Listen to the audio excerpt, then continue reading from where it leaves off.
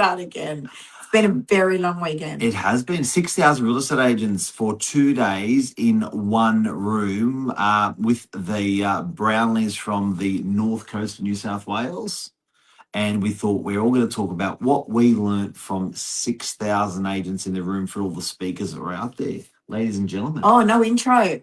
No. Straight into it. Straight into it. Wow. Yeah. Okay, so a lot of people talk about, and thanks guys for joining us. We've got these special guests here. They've flown in all the way from the Central Coast to join us on Monday night Novak News. Pardon? Central Coast. To join us on Novak News. It's been a very long weekend, guys. Mark. It's close. Central Coast, North Coast, Northern Rivers. There you go. From outside of Sydney. So I have a very raspy voice, and I did say to Mark before, I'm probably not going to be able to speak much. And Mark said, I'm sure that won't stop you. That's what he said. I've been speaking non-stop for 3 days. Thank you. So what actually is ARIC about? It is the largest real estate conference in the Southern Hemisphere. I tell you what, it's pretty impressive when you can get 6,000 real estate agents together under one roof.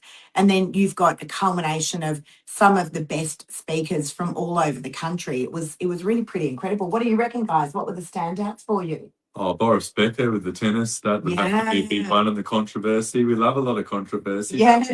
Yeah. He was good, wasn't he? He was. He was good, really. And what else? What else stood out for you?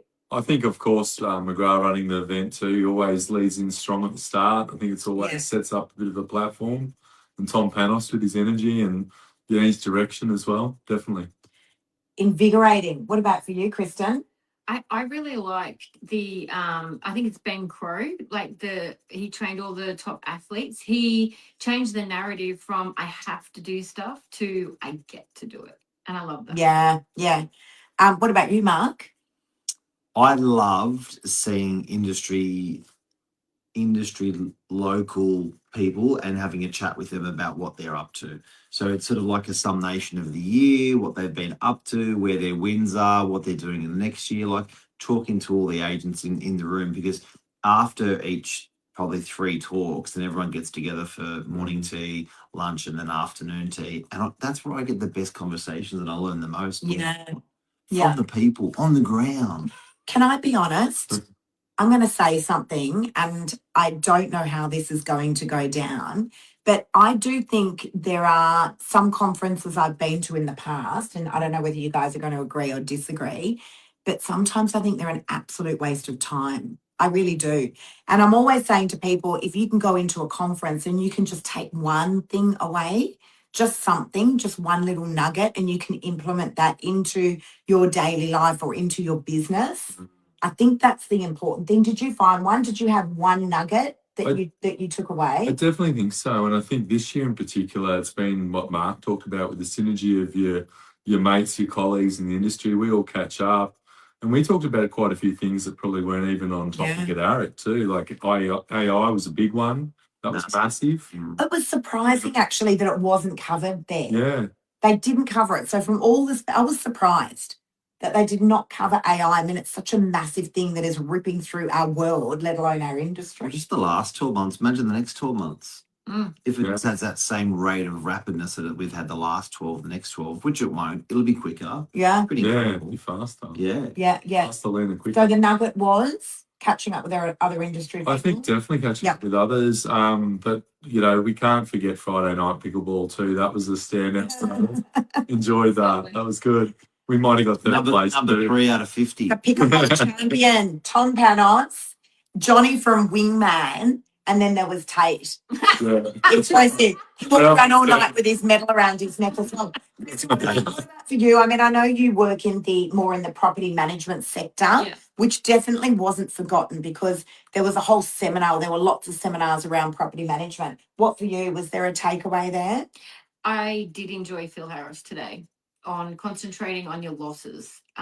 He had the metrics for property management business owners, and I thought he was awesome. He's an operator. Yeah. Younger than what I thought. Yeah. Unbelievable. Yeah, he's a bit of a rooster. Yeah. He's a good-looking young lad. Yeah. But there was some there that had 12,000 management. My God, that is massive. It's I like, think 5 officers too. 5 officers. He runs a real ship and massive company. Absolutely. Incredible. yeah. And just to give you guys a little bit of an idea, the average real estate office would have approximately how many managements would you say, Mark? 300. Yeah. Yeah. I guess. 300 managements. So to have Different. thousands and thousands Yeah. is unheard of. I mean, that I've never heard of so many, if I'm Yeah. honest with you. Yeah. We manage 2,000 and that's significant. We'd have one of the largest rent rolls probably in New South Wales, I'd say. Okay. Yep. Mark, what was your nugget? What did you take away? I reckon I got the Formula One thing was the best for me, where there was a doctor that was having problems in his surgeries. He went and visited, he went and had lunch, and the Formula One was in the lunchroom playing, and he saw Team Ferrari and thought, I want to act as fast as they act. Wow. Went to see Team Ferrari. They obliged, Yeah. said, we'd love to help you, and actually built his surgery like a pit crew and saved more lives. And I thought to myself, like, what we can learn from other industries like that is pretty amazing. So if we ran our office, we got a 50-seat office. If we ran that like a pit crew, there's benefits there. What did you Yep. say it was? It was 1.8 seconds or something total? Yeah, one tire change and a fuel stop. Unbelievable. It's 1.8 seconds in Formula One. Yeah. That's unreal. Yeah. I think it used to be like 48 seconds 20 years ago. Wow. And how far they've come, they just incrementally keep getting it better, keep getting it better, keep getting it better. Yeah. That's a And- tear-jerking story too. Yeah. Sorry, Liz. No, it was unbelievable. I think the guy's name was Phil Nosworthy, actually. I might try and tag him in here, but that was definitely for me one of the absolute standout. Did I steal your one? You did, yeah. But I do want to just add to that, because I think as industries, and this can apply to any industry, we look within our industry to see how we can adapt and how we can make things better. But he was saying, look outside of our industries, because that's where a lot of the magic lies, like that, where that synergy was between this children's hospital and where this is a genuine story, guys, where they were losing lives because minutes were being lost.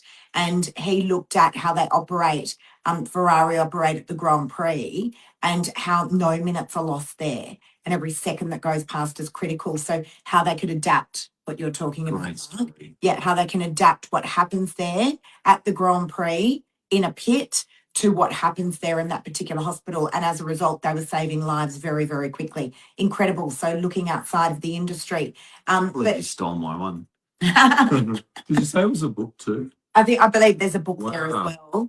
well. But another message that he gave was that you've got to slow down to speed up.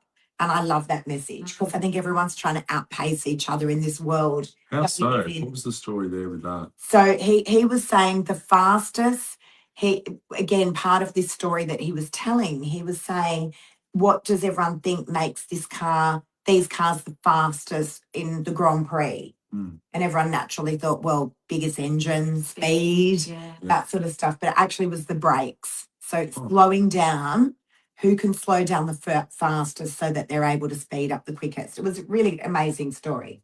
So for me, that was big takeaway. What do you reckon was missing from it? Like to thank you for our sponsor. You smell really nice today, Tate. Tate went around with some cologne and sprayed us all. So that's all I can smell at the moment. Thank you. Yep. What do you reckon was missing from it? Probably not a lot of chat about how to manage the tough times. I mean, we're all seasoned veterans, have been through the game a lot, but I think that's probably the big key thing that wasn't there. And I think a lot of the agents and agencies were looking for the herbs and spices of how to change in a challenging market. I think that was missing. Yeah, that's interesting. Tools on how we can adapt, because the markets change quickly, guys. I mean, understand that obviously there's a lot of stuff out there in the news, and it's definitely not all doom and gloom like what a lot of the news is reporting. It is in some areas, but in other areas it's not. But it changed so quickly. Like usually we'll see some change taking place, but this literally was, we were awake one night and it was one market, and we went to sleep one night, and the next night and it was another market. So Quick. adapting. What do you think, Kristen? What was The missing? same. Well, we've got a whole new like AML coming up, don't we? So just explain what that is Anal. for anyone that may not know. Anal is very. I know. It's the newest thing coming in at the moment for our industry. If you say it Been quick, a long if you way. say it quick. It could be It's misinterpreted. the Australian anti-money laundering law that's coming in, AML.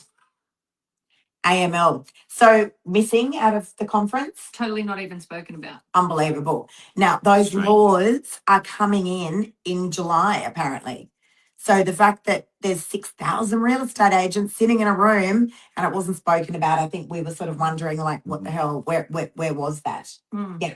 Yeah, true. 100%. Mark, for you, what was missing? Well, Mark didn't even come to a lot of the talk. So, but I'm interested to hear found what the you menu. say. I found the menu for lunch. What I was really. do you call it? Prison food. It was prison food. I just thought they could have done better with the food, and I know it's hard to cater for 5,000. Yeah. But I really think on an event, one of the biggest events in the world, You look forward to it, don't you? we could have been fed better. Like even if we were thinking just to give ideas, sliders for next year. Yeah, it's like Some pizza. We'll get Mark in the Pizzas, kitchen for the next pizzas, one. yeah, something fast that everyone can have. I'm sure there's like a sheet you can fill out, Mark. Pies, Pies. meat pies, chicken Just pies. But What are the yeah, pizzas in Australia? That's 24/7. We just Yes, we yes, do. 24/7. 4 4 and 20. Sorry, 4 and 20. There you go. There you go. I think there was like the young rookies. I was speaking to Lee Woodward and I'm like, if you want a great idea for a course, run something between 17 to 25 years of age, just for those guys and girls. Yeah. And like, teach them how to be young agents in the industry. Because sometimes I feel like How to there's get into the industry? and how to get in, like how to get in if you're not enjoying school or if you did fail at school or even if you just like, how did you get your first job in real estate? I think sometimes we put these amazing speakers on stage that are writing $5+ million a year.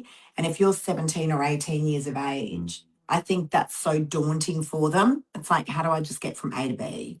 How do I just get a job in real estate? So if you I just feel like the young rookies. If you just tuned in, we're talking about the biggest real estate conference in Australia and in the world. It's number 2. Our experience as four people partaking in that, what we learned, all the good bits, the bad bits, and everything. But I guess in saying that and just in wrapping up, guys, I, this is an event that was put together, I think, 28 years ago. Yeah. By John McGrath, and congratulations to John. I don't think there has been a single person that has been able to arrange a conference that has come anywhere near the calibre of this one. Not as. Sold out this year. Sold out. Sold out, I think. Yeah. So, Not out. You could still buy tickets.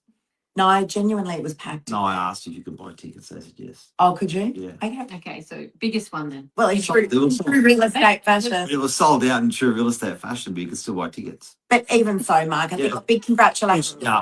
Have to go, does have to go. Bloody real estate agents. I know, seriously. Bloody real estate You agents. can always get in. Always get if you pay, I mean, it's all. Standing room only, Mark. Standing room only. Zumping with ticket sales. Oh, that's You so can funny. option them all. But, well done. Seriously, well done. And Tom, as always, who hosts the event. Massive congratulations to those guys. You can only imagine what goes on behind the scenes. Oh, that must be The exhausting. energy of Tom at the end of the day too. Like Yeah. after Oh, 2 yeah. days, like He's he's on full of fire. energy. Yes. There. Yeah. I don't And know. I'd also like to thank Tate Brownlee as my wingman Yeah. for the last 48 hours. That's right. It's been good. Very It's been great solid. support. Could not have done it without him. There you go. All right. Thank you, guys. Thanks so much for joining in, and we will see you next week. See you guys. Thanks, guys. Thanks for joining us, guys. Cheers.